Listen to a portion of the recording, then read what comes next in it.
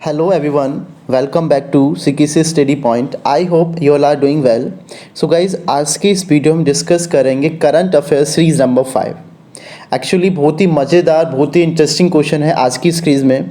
सारे ही question important हैं। देखो ये सीरीज़ इम्पोर्टेंट होने वाली जितने भी आपके अपकमिंग एग्ज़ाम हैं, चाहे वो यूपी पीएससी एई एग्ज़ाम है, चाहे वो राजस्थान आरपीएससी जेई एग्ज़ाम है, एंड चाहे वो जितने भी अपकमिंग एग्ज़ाम आ रहे हैं गवर्नमेंट एग्ज़ाम, टेक्निकल है नॉन टेक है, सबके लिए देखो करंट अफेयर हर किसी में कुछ ना कुछ पूछा जाता है। तो ये वीडियो सबके लिए इम्पोर्टेंट होने वाली है। चलिए स्टार्ट करते हैं आज की वीडियो स्टार्ट करने से पहले मैं आपको बता दूं, मैं इस चैनल पर all AE and JE exam की अपडेट आप लोग को देता रहता हूं। सो गाइस मेक श्योर आप लोग इस चैनल को सब्सक्राइब कर लें एंड बेल आइकन को प्रेस कर लें ताकि अपकमिंग वीडियो की नोटिफिकेशन आपको टाइमली मिलती रहे। तो चलिए स्टार्ट करते हैं आज का फर्स्ट क्वेश्चन आप देख पा रहे होंगे। फर्स्ट क्वेश्चन इज, हाल ही में किस पॉप स्टार को बैट पुरस्कार 2020 के मानवतावादी पुरस्कार से सम्मानित किया गया है? ऑप्शंस हैं Beyonce, Lady Gaga, Katy Perry, Ariana Grande. So obviously correct answer is Beyonce. देखो क्वेश्चंस के साथ साथ आपको कुछ डिटेल और भी पता होनी चाहिए। वो डिटेल क्या है कि इस बैट पुरस्कार का अब की बार कौन सा संस्करण है? 20वां संस्करण है। किसको मिला है? पॉप स्टार बियोंसे को मिला है। एक्चुअली इसकी शुरुआत 2001 में ब्लैक एंटरटेनमेंट टेलीविज़न नेटवर्क द्वारा की गई थी। ये अभी लास्ट एक साल से जो ये अमेरिका पुरस्कार समारोह जो है उसका मकसद क्या हो गया है, पिछले एक साल से वो संगीत में जो जिसका ज़्यादा अभिनय होता है, खेल या मनोरंजन में या फिर अन्य क्षेत्रों में उनका जो उत्कृष्ट प्रदर्शन होता है, चाहे वो अफ्रीकी हो, चाहे वो अमेरिकी हो, चाहे वो अन्य कोई भी अल्पसंख्यक है, उसको इस पुरस्कार से सम्मानित किया जाता है। तो अब की बार 2020 में बैट पुरस्कार किसको मिला है? बैट पुरस्कार से बियोंसे को सम्मानित किया गया है। पता होना चाहिए 20वां संस्करण है, ये सबसे इंपॉर्टेंट चीज़ है जिसकी शुरुआत 2001 में की गई थी। Now come to the next question is again a important question. देखो सारे ही क्वेश्चन इंपॉर्टेंट हैं, किसी ना किसी एग्जाम में 100% मिलने वाले हैं। तो प्लीज़ लास्ट तक वीडियो को जरूर देखना। देखो सारे क्वेश्चन, जो नेक्स्ट क्वेश्चन है वो इंडिया से रिलेटेड है। देखो सारे ही क्वेश्चन इंपॉर्टेंट हैं, कहीं ना कहीं 100% पूछे जाने वाले हैं। Next question is, Moreau Gomez ने किस खेल से अपनी सेवानिवृत्ति की घोषणा कर दी है? दैट मीन्स किससे संन्यास ले लिया इन्होंने? ऑप्शंस हैं tennis, golf, football, basketball. So obviously correct answer is football. तो क्वेश्चन ये बनता है, चलो फुटबॉल से तो बिलोंग करते हैं, तो मोरियो गोमेज कौन से देश से, कौन सी कंट्री से बिलोंग करते हैं? किससे बिलोंग करते हैं? जर्मनी से बिलोंग करते हैं। जर्मनी के पूर्व फुटबॉलर रह चुके हैं, ठीक है। उन्होंने अभी रिसेंट में वहाँ से फुटबॉल से संन्यास लेने की घोषणा की है। That is the important question, right. जैसे इंडिया में अभी आईसीसी से जिसने रिटायरमेंट लिया है क्रिकेट के अंदर, वो कौन है? महेंद्र सिंह धोनी। तो ऐसे ही जर्मनी की कौन जो पूर्व फुटबॉलर है मोरियो गोमेज, उन्होंने भी अभी अपने फुटबॉल से अब की बार इससे संन्यास ले लिया है। Now come to the next question. This question is very very very very important, बहुत इंपॉर्टेंट क्वेश्चन है। ये समझो कि आपके एग्जाम में रखा है क्वेश्चन, ये आने वाला क्वेश्चन है। ये किस राज्य के मुंशियारी में भारत का पहला कवक पार्क लाइकेन पार्क विकसित किया है? ऑप्शंस क्या है? हिमाचल प्रदेश, उत्तराखंड, अरुणाचल प्रदेश, सिक्किम। तो obviously correct answer is Uttarakhand. देखो इंपॉर्टेंस बताता हूँ, इंपॉर्टेंट क्यों है क्वेश्चन, क्योंकि भारत का सबसे पहला कवक पार्क की बात की जा रही है, लाइकेन पार्क की बात की जा रही है। कहाँ पर स्थित है? Uttarakhand.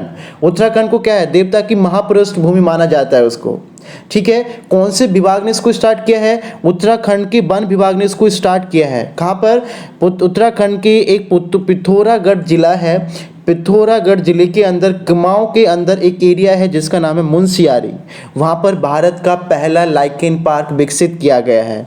So that's the important question. पहली बात तो इंडिया में कौन से जिले के अंदर है? उत्तराखंड जिले के अंदर है। दूसरी चीज़ जो इम्पोर्टेंट है, उत्तराखंड स्टेट के कौन से जिले के अंदर है? वो पिथौरागढ़ जिले के अंदर है, वो भी आपको पता होना चाहिए। Now come to the next question. देखो यहाँ पर नेक्स्ट क्वेश्चन देख पा रहे हो, next question is again very very important question. देखो ये आपके एक समझौते पर क्वेश्चन है और ऐसे क्वेश्चन जनरली डिज़ाइन हो जाते हैं। लाइक यूपीपीएससी ए के लिए बहुत इंपॉर्टेंट क्वेश्चन है।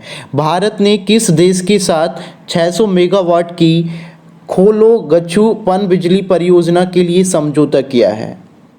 ऑप्शंस हैं Nepal, Indonesia, Sri Lanka, Bhutan. Obviously correct answer is Bhutan.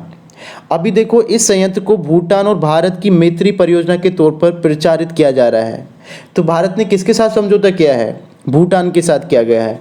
ठीक है, दूसरी चीज़ ये पता होना चाहिए इसका निर्माण किसने किया है। किसने इसका निर्माण किया है? इसका निर्माण किया है मांगदेचू हाइड्रो इलेक्ट्रिक प्रोजेक्ट ऑथोरिटी। क्या नाम है? देखो थोड़ा सा अजीब सा नेम है, दैट्स वाई इंपॉर्टेंट। किसने स्टार्ट किया इसका? मांगदेचू हाइड्रो इलेक्ट्रिक प्रोजेक्ट ऑथोरिटी ने इसको स्टार्ट किया है। इसकी शॉर्ट फॉर्म भी है MHPA ने इसको स्टार्ट किया हुआ है।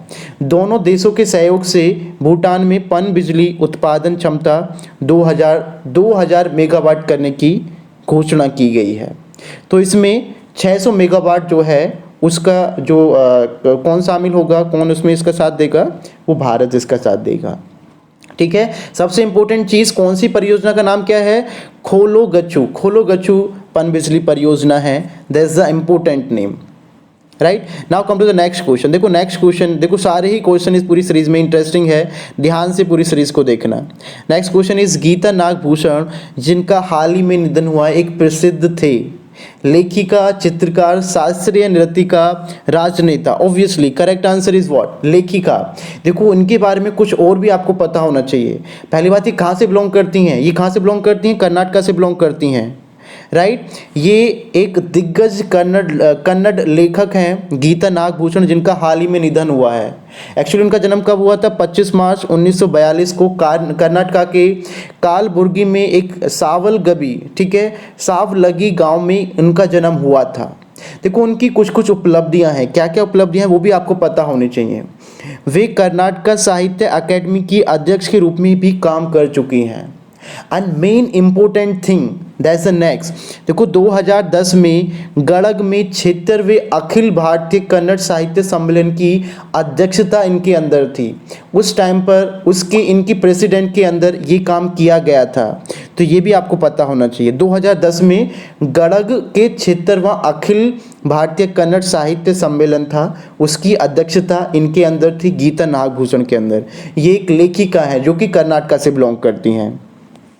Now come to the next question. देखो this question is again very very important. देखो भारत चीन की जब तनाव चल रहा था उनके बीच में, तब ये प्रतिबंध लगाए गए थे। क्वेश्चन क्या है पहले वो क्वेश्चन ही देख लेते हैं।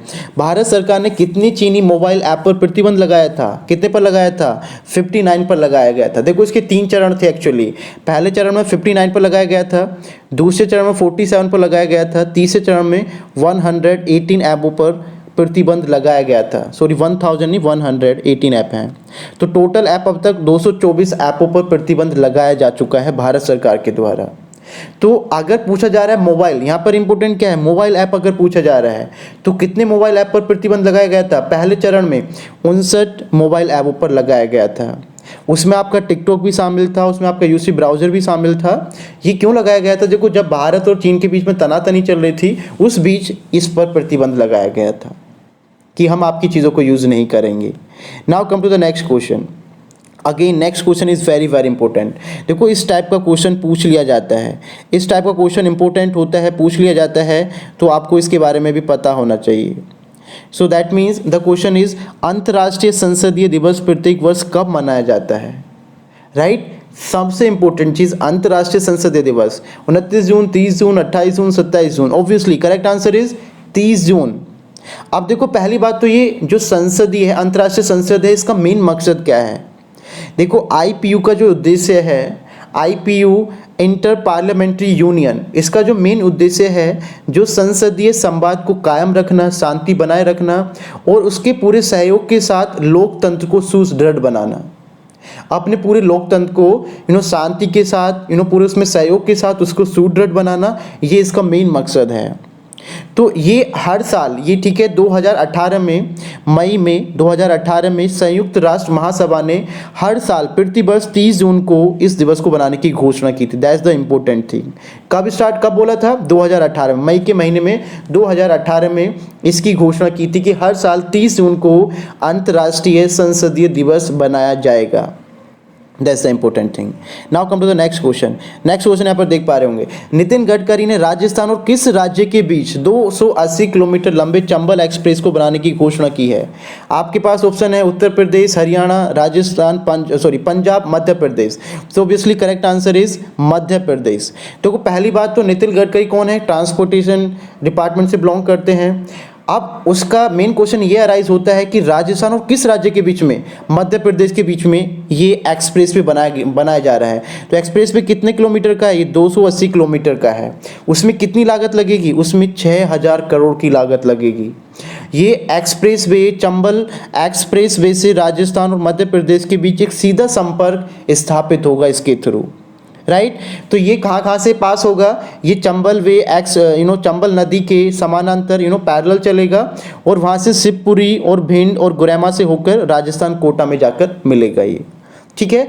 तो आपको क्या पता होना चाहिए, क्या इंपॉर्टेंट है? कितनी किलोमीटर का है? 280 किलोमीटर का है। कौन कौन से देश को, कौन कौन से राज्य को कनेक्ट कर रहा है? मध्य प्रदेश एंड राजस्थान, दो देशों को कनेक्ट कर रहा है। That's the important thing. Now come to the next question and this question again very important। देखो हर क्वेश्चन आपके एग्जाम में आने लायक है। हर क्वेश्चन की इंपॉर्टेंस इतनी है कि वो किसी न किसी एग्जाम में जरूर आ सकता है। तो प्लीज़ पूरी वीडियो को देखना, एक बार देखना, दो बार देखना, आपके सारे कॉन्सेप्ट क्लियर हो जाएंगे, सब कुछ पता आपको रट जाएगा, उंगलियों पर टिप पर रट जाएगा सारी चीज़ें। नेक्स्ट क्वेश्चन इज, भारत में गुणवत्ता और स्कूल शिक्षा प्रणाली में सुधार लाने के लिए विश्व बैंक ने कितने राज्यों के लिए $500 मिलियन की ऋण की मंजूरी दी है? कितने राज्यों को? 5 राज्यों को, 3 राज्यों को, 6 राज्यों को, 8 राज्यों को। 6 राज्यों के लिए एक्चुअली मंजूरी दी गई है। तो इसमें देखो क्या है, विश्व बैंक ने भारत के 6 राज्यों को ये मंजूरी दी है। किस चीज़ के लिए? वो पता होना चाहिए। किस चीज़ के लिए दी है? शिक्षा प्रणाली में सुधार के लिए, राइट। 3700 करोड़ रुपए का कर्ज की मंजूरी दी है। तो इसका मेन मकसद क्या है? जो भारत राज्य के जो स्कूली शिक्षा है उसकी गुणवत्ता, उसके संचालन में कुछ सुधार लेकर आना। उसके लिए विश्व बैंक ने अपना एक बयान दिया था 24 जून 2020 को। जो निर्देशक मंडल हैं उस टाइम उन्होंने इस ऋण को मंजूरी दे दी है, 24 जून 2020 में।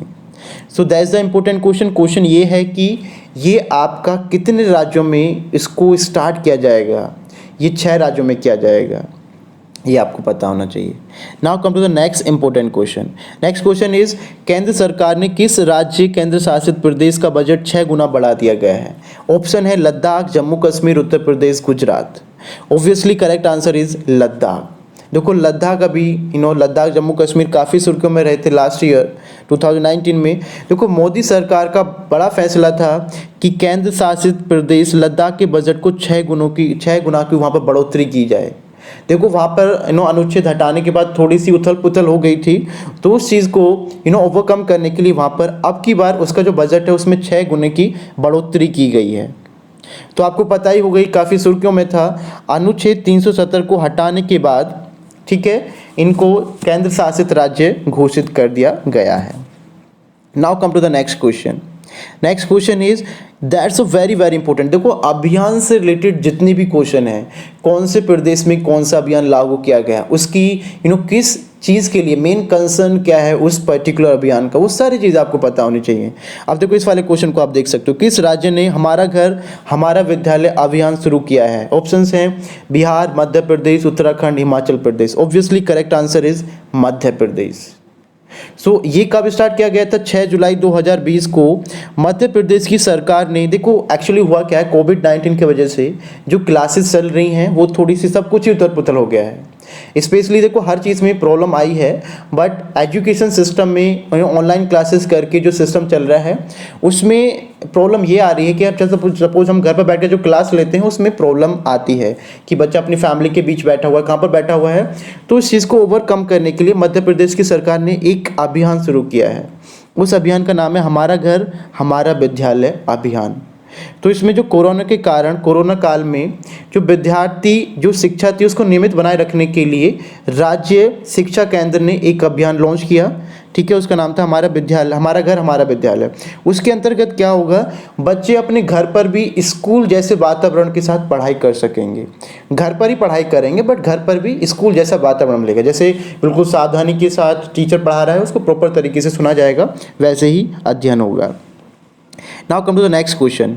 नेक्स्ट क्वेश्चन इज भारत सरकार और विश्व बैंक समूह ने किस राज्य के शहरी गरीबों को किफ़ायती आवास प्रदान करने के लिए समझौते पर हस्ताक्षर किए हैं? Telangana, Andhra Pradesh, Orissa, Tamil Nadu. So obviously correct answer is Tamil Nadu. देखो ये हस्ताक्षर कब किए गए हैं? 29 जून 2020 को किए गए हैं। किस ने इसकी हेल्प करी है? भारत सरकार, सेंट्रल गवर्नमेंट और विश्व बैंक ने मिलकर।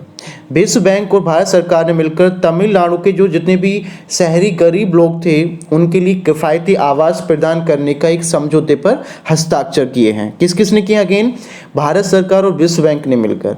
इसके अंतर्गत 2 परियोजनाएं बनाई गई हैं।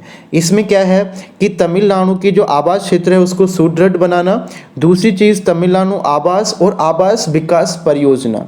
इस 2 परियोजनाओं के किसके अंतर्गत ये 2 परियोजनाएं शामिल हैं, उन पर वर्क किया जाएगा।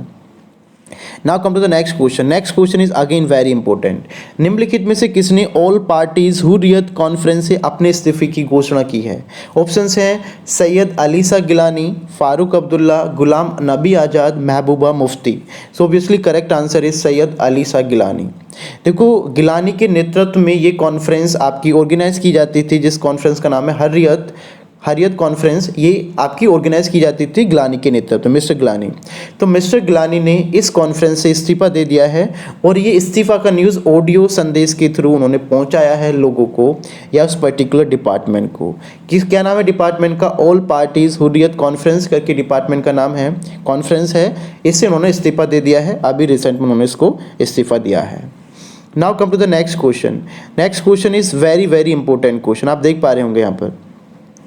किस राज्य ने योगशालाओं के लिए 1000 आयुष सहायक और 22 आयुष कोच की भर्ती का निर्माण किया है? उत्तर प्रदेश, पंजाब, हरियाणा, छत्तीसगढ़। तो obviously correct answer is Haryana. उसमें क्या हुआ है, हरियाणा में व्यायाम और योगशालाओं के सफल संचालन के लिए अभी जल्दी में रिसेंट में 1000 आयुष सहायक और 22 आयुष कोच की भर्ती पर एक आधार बनाया गया है। उस पर उसकी रिगार्डिंग देखो, ये हरियाणा गवर्नमेंट का बहुत अच्छा इनिशिएटिव है, ठीक है। व्यायाम से रिलेटेड, योगशालाओं से रिलेटेड जो भी वर्क किया जाएगा, जो भी देश के अंदर जो संचालन होंगे वो इनके अंतर्गत होंगे। तो उसके लिए उन्होंने क्या किया, अभी रिसेंट में 1000 आयुष सहायक और 22 उनके जो कोच हैं वो निर्धारित किए जाएंगे, उनके बेसिस पर इसको गवर्नमेंट लागू करेगी। Now come to the next and last question of this series. This question is There's the again very very important question। देखो मिजो शांति, ये थोड़ा स्टैटिक टाइप का क्वेश्चन है। मिजो शांति समझौते की 34वीं वर्षगांठ 30 जून को मनाई गई थी। इस शांति समझौते किस वर्ष में ये जो शांति समझौता था इसका इसकी शुरुआत कौन से वर्ष से की गई थी? 1986, 1990, 1985, 1988। So correct answer is 1986। देखो आपको पता होना चाहिए 30 जून 1986 को ऐतिहासिक मिजो शांति समझौते पर हस्ताक्षर किए गए हैं। इसकी अब की बार 34वीं, ठीक है, इसकी अब की बार 34वीं वर्षगांठ मिजोरम में मनाई गई है। देखो एक्चुअली उस टाइम पर क्या था, मिजोरम जो आपका स्टेट, अब जो भी स्टेट है, उस टाइम पर उसमें बांग्लादेश के लोग घुस जाते थे, उधर से कोई भी कभी इसमें एंटर कर जाता था तो काफ़ी प्रॉब्लम चल रही थी। वहाँ के लोगों की स्टेबिलिटी बिल्कुल करेक्ट नहीं थी, बिल्कुल अच्छी नहीं थी। तो उस टाइम पर ये समझौता किया, उस पर हस्ताक्षर किए गए मिजो शांति समझौते के नाम से 30 जून 1986 को। उसमें इसको एक भारत का एक आधिकारिक भारतीय भाषा के रूप में उसको अधिसूचित कर दिया गया कि मिजोरम जो है भारत का ही एक स्टेट है। भारत का तो था ही, उसको एक वहाँ पर एक इस समझौते के अकॉर्डिंग उसको और ज़्यादा इंपॉर्टेंस दी गई। So guys that's all for this video. Thank you so much to see this video till now. So please subscribe this channel and share this video max to max people. देखो इससे जिसका भला हो सकता है, जो एक्चुअल में तैयारी कर रहे हैं, लाइक आपको कोई भी एग्ज़ाम है, मैं ये नहीं कह रहा हूँ कि एक ही एग्ज़ाम के लिए बनी, किसी भी एग्ज़ाम के लिए, हर किसी एग्ज़ाम के लिए इंपॉर्टेंट हैं। सारे क्वेश्चन जितने भी मैंने क्वेश्चन दिए हैं एग्ज़ाम में लाने आयक हैं। सो सारे ही प्लीज़ हो सके तो ज़्यादा ज़्यादा इसको शेयर करिए। So thank you so much guys, मिलते हैं नेक्स्ट वीडियो में, तब तक के लिए जय हिंद, वंदे मातरम।